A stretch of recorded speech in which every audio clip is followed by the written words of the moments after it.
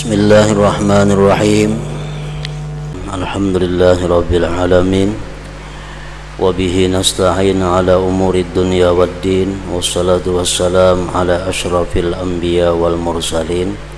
Sayyidina Maulana Muhammadin wa ala alihi wa ashabihi ajma'in. Qala al-musannif al-imam hujjatul Islam Abu Hamid Muhammad bin Muhammad Al-Ghazali rahimahullah wa nafa'ana bi'ulumih. Pan-niyyatu ibaratun anis sifatil mutawassitah wa hiyal iradatu wa bi'asun nafsi bihukmir ragbati wal maili ila ma huwa muwafiqun lil gharadi imma fil hal wa imma fil ma'al. Fal muharrikul awwalu huwal gharadul matlubu wa huwal ba'is wal gharadul ba'ithu huwal maqsidul manwi wal imbi'athu huwal qasdu wan niyyah wa intihadul qudrati li khidmatil iradati bi tahrikil a'dha huwal amal illa anna intihadul qudrati lil amal qad yakunu bi ba'ithin wahid wa qad yakunu bi ba'ithaini jitama'a bi fi'lin wahid wa idza kana bi ba'ithaini faqad yakunu kullu wahidin bihaisu law infarada lakana maliyan bi inhadil qudrah wa qad yakunu kullu wahidin qasiran anhu illa bil ijtima' wa qad yakunu ahaduhuma kafiyan laulal akhar lakinnal akhar intahada 'adidan lahu wa muawina fayakhruju min hadha taqsim arba'atu aqsam fal nadhkur li kulli wahidin mithalan wa isma ila akhir. Makna daripada kalam Al-Imamul Ghazali rahimahullah wa nafa'ana bi'ulumih. Niat adalah ibarat dari sifat yang di tengah-tengah, yaitu kehendak dan bangkitnya diri dengan hukum keinginan dan kecenderungan kepada apa yang cocok dengan maksud. Ada kalanya di waktu sekarang dan ada kalanya di waktu mendatang. Maka penggerak pertama adalah maksud tujuan yang dicari dan ia adalah pendorong. Maksud yang mendorong adalah tujuan yang diniatkan dan bangkit adalah kasat dan niat, dan terbangkitnya kemampuan untuk melayani kehendak dengan menggerakkan anggota-anggota badan adalah amal.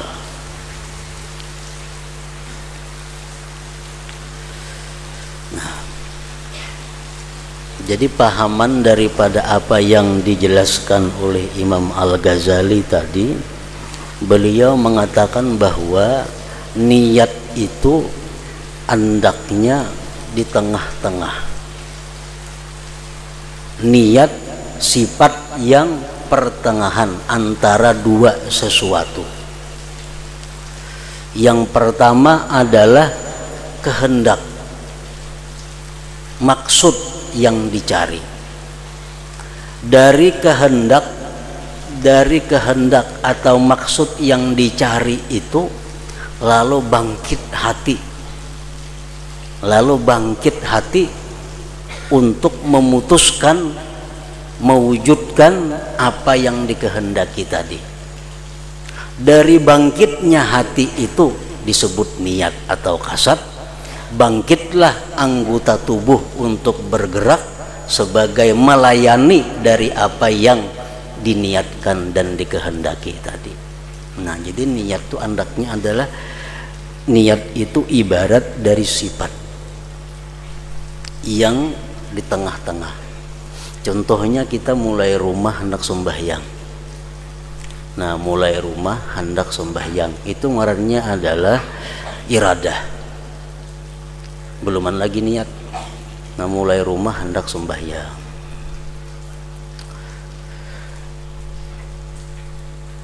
Kemudian kehendak sembahyang ini apabila kuat akan bangkit hati. Bangkitnya hati untuk mewujudkan, maadaakan apa yang dikehendaki tadi. Nah, bangkitnya hati itu disebut niat. Bila mana hati ini bangkit untuk mewujudkan sesuatu yang dikehendaki tadi, maka bangkitlah anggota tubuh, gerak badan kita melayani apa nang diniatkan, apa nang bangkitnya hati tadi. Nah, jadi niat ini antara dua. Sebelumnya ada iradah kehendak, dan sesudahnya ada amal perbuatan. Pendorong niat adalah kehendak, buah daripada niat adalah amal perbuatan. Nah, jadi niat itu sifat yang di tengah-tengah artinya.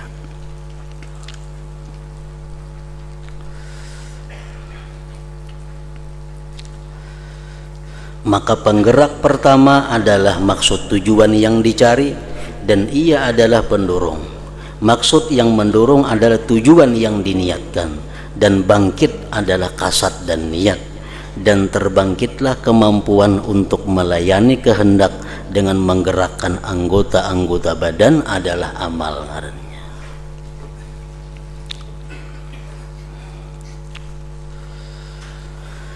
Hanya saja terbangkitnya kemampuan bagi amal itu kadang-kadang dengan satu pendorong.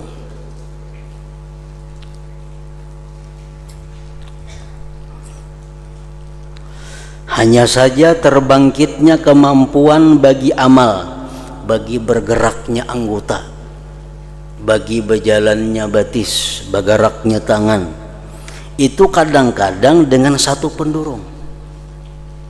Cukup satu niat bergerak anggota tubuh. Nah, kadang-kadang ada cukup sebuting aja niat, anggota tubuh sudah bergerak. Dan kadang-kadang dengan dua pendorong yang berkumpul pada satu perbuatan. Kadang-kadang sebuting niat tuh belum kawa menggerakkan anggota. Datang pulang sebuting niat tambahan, bergabung dua niat, hanya kau bergerak anggota tubuh kita.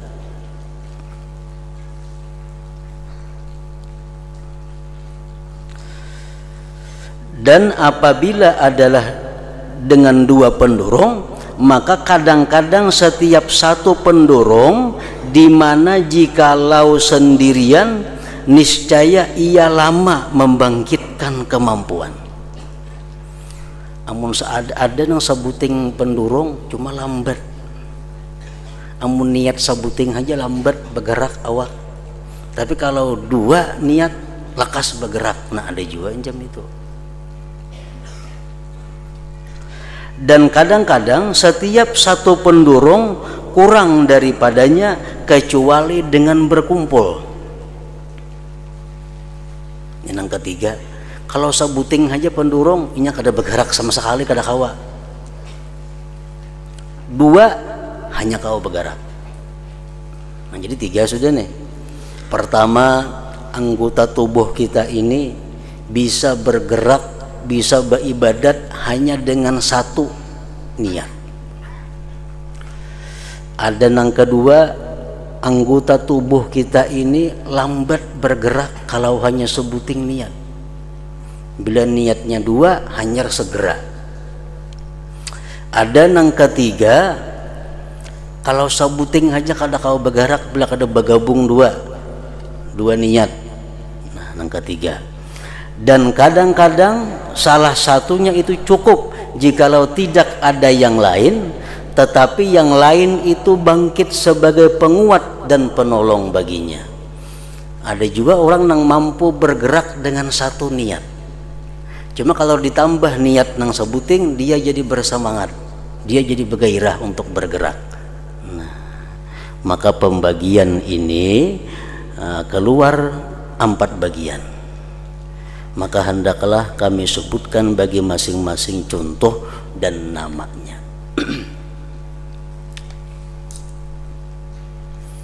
Ada orang beribadat, ada orang yang bertakwa kepada Allah karena semata-mata dia takut api neraka. Nah, jadi takut terhadap api neraka itu sudah bisa menggerakkan inya untuk beribadah. Ada orang yang takut dengan api neraka sudah mampu untuk menghalangi inya berbuat yang diharamkan Allah. Ada. Nah, kemudian ada lagi orang yang beribadat itu mesti dua niatnya. Satu, dia takut dengan neraka. Yang kedua, dia mengharapkan surga. Bergabung dua itu, hanyar inya tergerak untuk beribadah. Takut lawan neraka dan mengharapkan surga Allah, hanyar kau bangun untuk beribadah. Nah, jadi macam-macam yang menggerakkan manusia, yang bermacam-macam niat, bermacam-macam kasat yang bisa menggerakkan tubuh manusia untuk berbuat satu perbuatan. Yang pertama, bahwa pendorong yang satu itu sendirian dan terlepas dari yang lain. Cukup satu pendorong, cukup satu niat untuk menggerakkan orang tersebut berbuat sesuatu.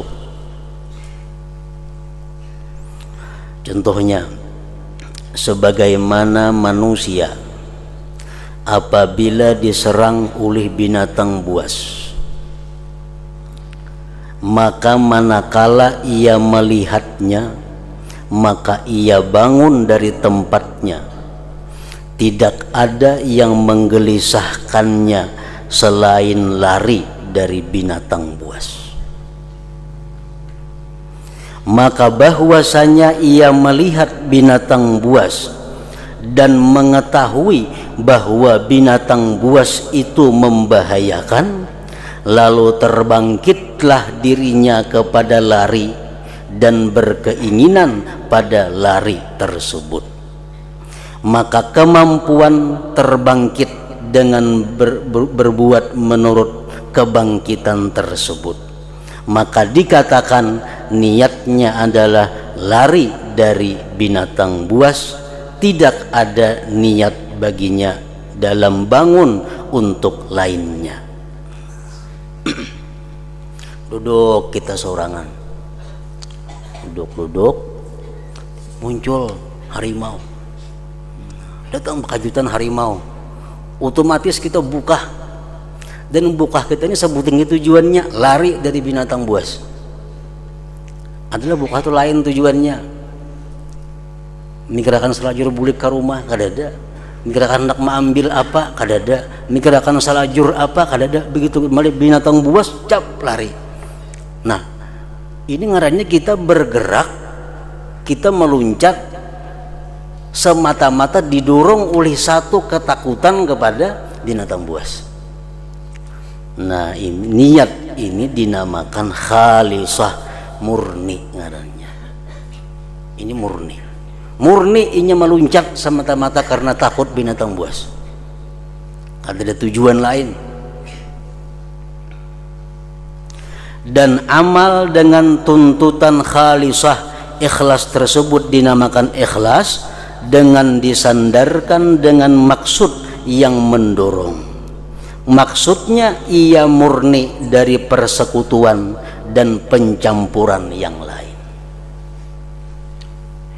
Nah, itu ngaran ikhlas.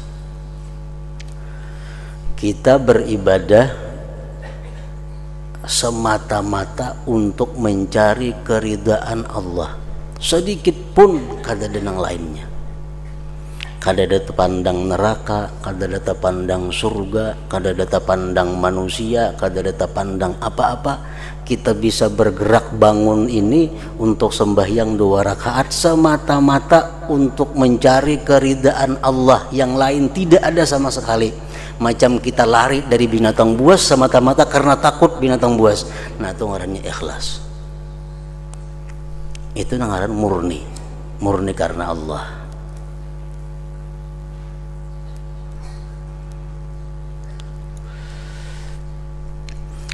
Yang kedua, dua pendurung itu berkumpul. Nah, dua buting nang mendurung hanya kau bergerak. Dua pendurung itu berkumpul, masing-masing berdiri sendiri dengan membangkitkan jikalau ia sendirian. Ini dua tak kumpul pendurung, padahal andai kata sabuting pun ini sudah bergerak. Ada ini dua, nah, dua pendurung satu perbuatan. Contohnya dari yang ditangkap oleh panca indera adalah bahwa dua orang laki-laki bantu-membantu pada membawa sesuatu menurut kadar kemampuan, di mana ia cukup dalam membawanya jikalau ia sendirian. Membawa tongkat, membawa kayu panjangnya semeter, paling-paling beratnya ampul aja lah. Ibarat surangan membawa tuh kada jadi masalah. Ada kawan menggani, nah jadi lalu berdua membawa kayu tadi. Padahal kalau surangan ini kada susah membawaan itu. Lalu ada kawan menggani, ya berdua jadinya. Nah ini yang kedua. Dan contohnya pada maksud kami adalah bahwa ia diminta oleh kerabatnya, kulaknya yang miskin akan suatu hajat. Ada orang miskin, kula kita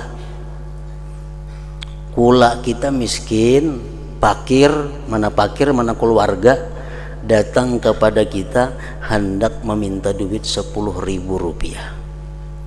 Atau keluarga kita nang miskin ini datang kepada kita hendak menginjam kendaraan kita, minjam pang sepeda motor jarinya. Nah maka ia menunaikan hajatnya karena kepakirannya dan hubungan kerabatnya. Ayo pakai sepeda motor. Kenapa kita hakun mengunjuk? Satu, karena ini kula. Nang kedua, inya kada diisi sepeda motor, inya miskin. Nah jadi dorongan itu, kula ada, miskinnya ada, lalu kita injami kendaraan itu. Maka ia menunaikan hajatnya karena kepakirannya dan hubungan kerabatnya. Dan ia tahu bahwasanya jikalau tidak kepakirannya, niscaya ia menunaikan hajatnya dengan sebab semata-mata kerabat. Andai kata nang datang nih orangnya kada miskin tapi kula minjam kendaraan, jadi injami juga. Andai kata ini kada miskin orangnya datang kepada kita minjam kendaraannya, kita injami juga karena ada kaitan kula. Dan bahwasanya jikalau tidak ada hubungan kerabatnya, niscaya ia juga menunaikan hajatnya dengan sebab semata-mata kepakirannya. Andai kata datang kepadanya orang miskin pakir, kada bakula kada, cumanya pakir miskin hendak minjam kendaraan, ya kita injami juga. Nah, datang sekaligus mana kula mana miskin, kita injami. Pendurungnya adalah kula dan miskin. Tapi pendurung ini andai kata bersendirian tetap ingin minjami juga. Andai kata datang kula nang sugih minjam kendaraan diinjami. Andai kata datang orang miskin nang kada keluarga minjam kendaraan, inya injami juga. Dan diketahui yang demikian itu dari dirinya bahwasanya jikalau datang kepadanya kerabat yang kaya, maka ia gemar pada menunaikan hajatnya. Dan orang fakir yang bukan kerabatnya, maka ia gemar pula pada menunaikan hajatnya.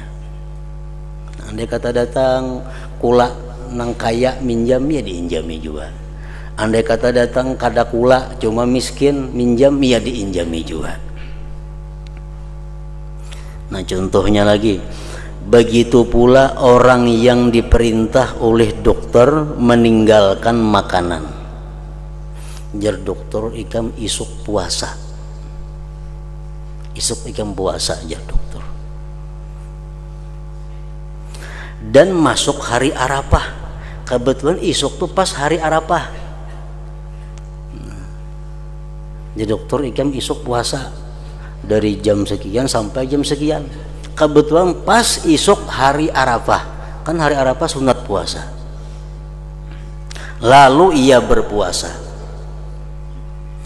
Sedangkan ia tahu bahwasanya jikalau tidak datang hari Arafah, andai kata isuk nekada hari Arafah, niscaya ia meninggalkan makanan.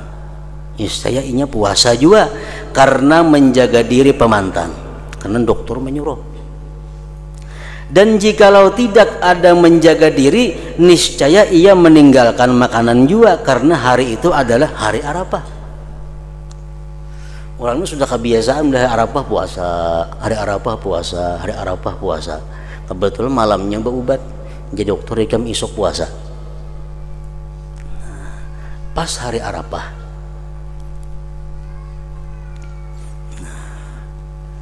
lalu ini ada dua yang mendorong, satu suruhan agama puasa hari Arafah, yang kedua suruhan dokter. Tapi inya andai kata kada disuruh dokter, ia puasa juga karena hari Arafah. Dan andai kata kada hari Arafah, inya puasa juga karena disuruh dokter.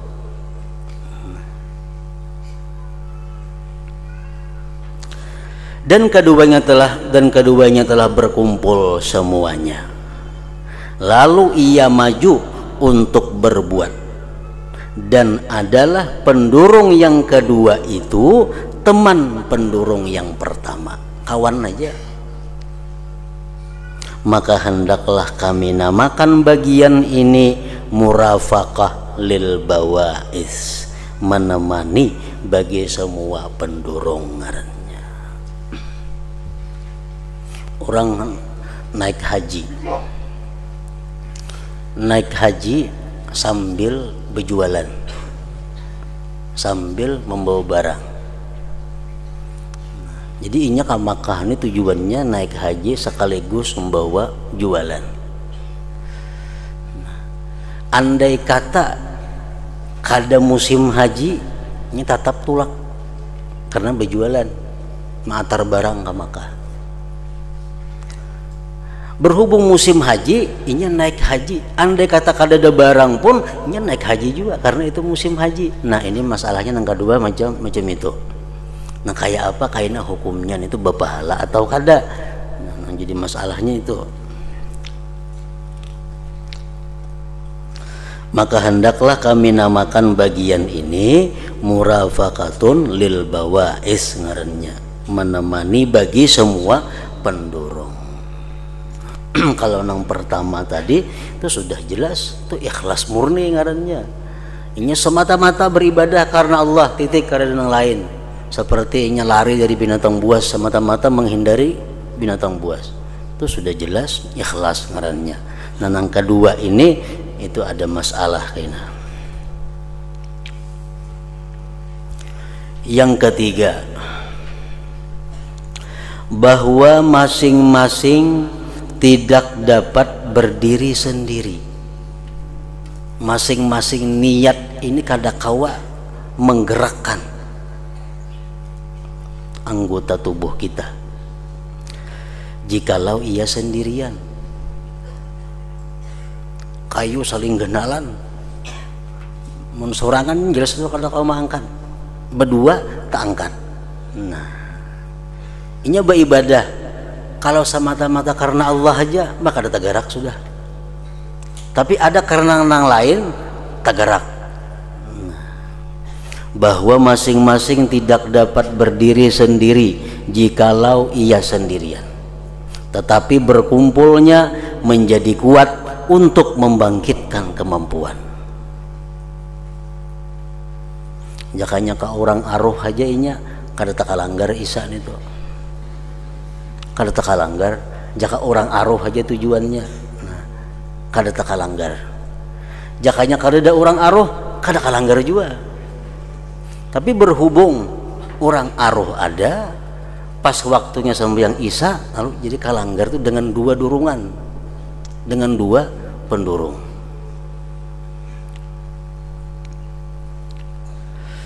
Amunnya naik haji semata-mata aja kada naik haji, amunnya semata-mata berjual barang aja ini kada ka Makkah.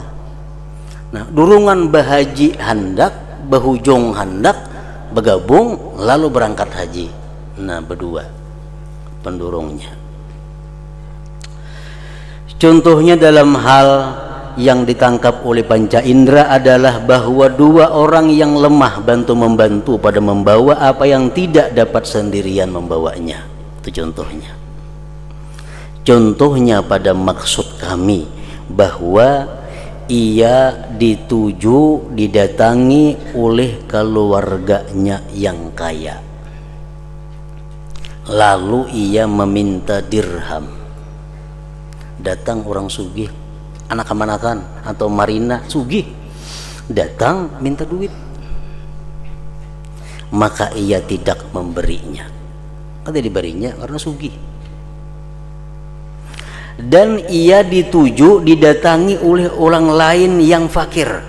Datang orang fakir nang kada bakula kada, cuma miskin oleh datang hendak minta duit, kada diberi juga, kada diberi juga karena kada bakula bang ini, jadi kada diberi. Ada yang tadi bakula cuma kada miskin, kada diberi juga, maka ia tidak memberinya. Kemudian ia didatangi oleh keluarganya yang fakir, lalu ia memberinya. Nah ini dua durungan, satu keluarga, satu fakir berhimpun, maka terbangkitnya memberi itu dengan berkumpul dua pendurung, yaitu keluarga dan kefakirannya. Begitu pula seseorang laki-laki yang bersedekah di hadapan manusia. Seseorang laki-laki yang bersedekah di hadapan manusia untuk tujuan pahala dan tujuan pujian. Ini bersedekah dua niatnya, satu untuk pahala, dua untuk mendapat pujian manusia. Dan adalah ia jikalau sendirian niscaya tidak membangkitkan akan dia oleh semata-mata tujuan pahala atas memberi. Jakanya kadada orang walaupun berpahala ini kada memberi. Jakanya kadada orang melihat tuh walaupun pahalanya ganal ini kada memberi, kada memberi. Dan jika seandainya orang yang minta itu orang fasik yang tidak ada pahala dalam bersedekah kepadanya, niscaya tidak membangkitkan akan dia oleh semata-mata ria atas memberi. Nah, walaupun di tengah orang banyak, tapi nang minta nih orang fasik, nang kada jadi pahala memberi, ini kada memberi juga, kada memberi juga. Ada orang nang saleh miskin datang minta, tapi orang kadang melihatnya ini kada memberi, padahal pahalanya ganal tuh, tapi orang kada melihatnya ini kada memberi. Nah di tengah orang banyak pulang datang orang miskin tapi orangnya fasik, lah diberi kada berpahala, ini kada memberi juga, takutan ada berpahala aja memberi ini sia-sia. Dan jikalau kedua tujuan itu berkumpul, niscaya keduanya itu menimbulkan dengan berkumpulnya akan penggerak hati. Nah amun di tengah orang banyak nang minta-mintanya orangnya saleh nyembari. Kenapa? Karena pahala ada di untingnya, pujian orang ada di untingnya. Nah dan hendaklah kami namakan jenis ini musyarakah ngarannya, niat yang disebut dengan musyarakah. Nah berpahalakan angka itu kadakah itu kaitnya dijelaskan oleh Imam Ghazali.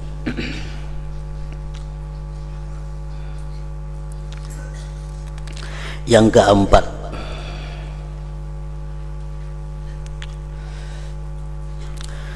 bahwa salah satu dari kedua pendorong itu berdiri sendiri. Jikalau ia sendirian dengan dirinya, dan yang kedua tidak dapat berdiri sendiri. Ini dua nang mendorong. Nang mendorong ini dua. Cuma di antara dua nang mendorong ini satu nang kuat.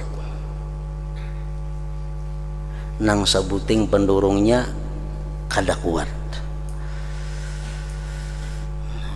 Bahwa salah satu dari kedua pendorong itu berdiri sendiri jikalau ia sendirian dengan dirinya, dan yang kedua tidak dapat berdiri sendiri. Tetapi tatkala ditambahkan kepadanya, maka ia tidak terlepas dari memberi bekas dengan memberi bantuan dan kemudahan.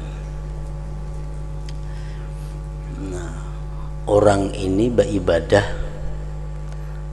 semata-mata mencari keridhaan Allah. Itu sudah cukup baginya untuk bisa menggerakkan tubuhnya sembahyang. Sudah cukup. Niatnya semata-mata karena Allah, itu sudah cukup menggerakkan, sudah mampu menggerakkan awaknya untuk sembahyang. Datang pendorong nang sebuting, umpamanya ria, pujian orang. Nah, pujian orang ini lemah. Andai kata dipuji orang, tetapnya sembahyang. Andai kata kada dipuji orang, tetap ingin sembahyang. Nah, cuma pujian ini datang hanya sebagai menambah gairah, nah, menambah semangat beribadah. Misalnya menyakinya mengaji saurangan, tetapnya mengaji. Cuma bisa bancap membaca Quran itu. Bismillahirrahmanirrahim. Alhamdulillahirabbil alamin arrahmanirrahim. Ada orang datang, Maliki yaumiddin, iyyaka na'budu, bagairah. Among kata ada orangnya mengaji juga. Cuma ada orang sebagai penggairah. Nah, apakah ini ikhlas atau kada? Maka ia tidak terlepas dari memberi bekas dengan memberi bantuan dan kemudahan. Artinya kalau inya kadada orang tetapnya bersedekah, nah 10.000. Orang ada 15.000. Nah, begairah 15.000. Padahal kadada orang tetapnya bersedekah cuma 10.000 aja. Contohnya pada seseorang, pada sesuatu yang ditangkap oleh panca indera, bahwa orang yang lemah membantu orang yang kuat untuk membawa sesuatu, dan jikalau orang yang kuat itu sendirian, niscaya ia dapat berdiri sendiri, dan jikalau orang yang lemah itu sendirian, niscaya ia tidak dapat berdiri sendiri. Sesungguhnya demikian itu secara keseluruhan memudahkan amal dan memberi bekas dalam meringankannya. Artinya kada memberi bekas dalam menggerakkan, cuma memberi bekas dalam meringankan. Contohnya pada maksud kami adalah bahwa seseorang ada mempunyai wirid sembahyang dan kebiasaan dalam sedekah, lalu bertepatan pada waktu itu datang rombongan orang, maka perbuatan itu lebih ringan atasnya disebabkan mereka menyaksikan, dan ia tahu dari dirinya bahwa jikalau ia sendirian lagi sunyi dari orang lain, niscaya ia tidak lemah dari amalnya, dan ia tahu bahwasanya amalnya jikalau bukan taat, niscaya tidaklah semata-mata ria mendorong atas beramal itu. maka itu adalah campuran yang mendatang kepada niat, dan hendaklah kami namakan jenis ini muawanah ngarannya. Jadi 4 macam tadi. Nah, jadi kita beramal, beribadah selama ini kada lepas daripada 4 itu. Ada nang kita beribadah itu semata-mata murni didorong oleh karena Allah semata-mata, walaupun kada ada apa-apanya, kada ada tujuan lain, semata-mata karena Allah, titik. Nah, itu ngarannya ikhlas. Nah, kemudian yang kedua, orang yang beramal menunggu 2 pendorong. Inya beramal karena Allah dan karena selain Allah. Kalau karena Allah aja kada tagarak, kalau karena selain Allah aja kada tagarak juga. Bergabung 2, karena Allah dan kada karena Allah, jadi beramal. Nah, itu yang kedua. Ya, kadang-kadang kita mau juga nang macam itu.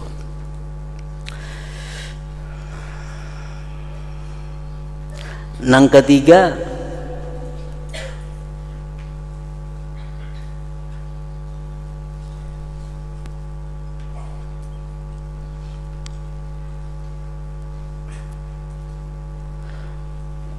masing-masing tidak dapat berdiri sendiri jikalau ia sendirian, tetapi berkumpulnya menjadi kuat untuk membangkitkan kemampuan.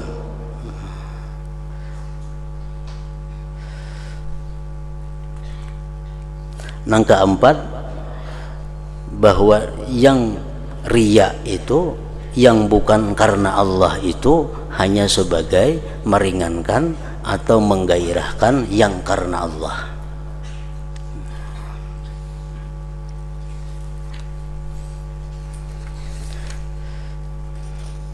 Pendorong yang kedua, ada kalanya ia menemani atau sekutu atau penolong. Pendorong yang kedua ada kalanya ia menemani atau sekutu atau penolong, dan akan kami sebutkan hukumnya pada babul ikhlas kaina, bab ikhlas. Dan tujuan sekarang adalah menjelaskan bagian-bagian niat. Sesungguhnya amal itu mengikuti pendorong atasnya, maka hukum dapat diperoleh daripadanya. Karena itu dikatakan sesungguhnya amal perbuatan itu dengan niat. Amal perbuatan itu innamal a'mal bin niat. Karena ia adalah, amal itu adalah pengikut yang tidak ada hukum pada dirinya. Sesungguhnya hukum itu bagi yang diikuti. Nah, amal itu pengikut, niat nang diikuti. Kalau niatnya baik, otomatis amalnya menjadi baik. Kalau niatnya kada baik, amalnya walaupun kelihatan baik tetap jadi kada baik. Karena pengikut itu kada dihukumkan apa-apa. Nang dihukumkan itu adalah yang diikut. Yang dijadikan hukum adalah yang diikut. Yang diikut adalah niat. Amal perbuatan itu pengikut atau yang mengikut kepada niat. Nah, penjelasan tentang rahasia sabda Rasulullah sallallahu alaihi wasallam, niyatul mu'min khairun min amalihi. Niat orang mukmin lebih baik daripada amalnya. Nah, itu ada rahasia-rahasia yang akan beliau jelaskan. Nah, hingga situ kata alhamdulillah.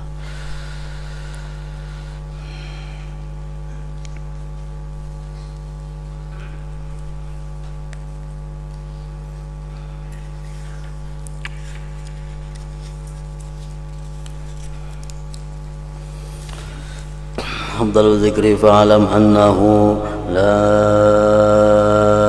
ilaha illallah Muhammadur Rasulullah, la ilaha illallah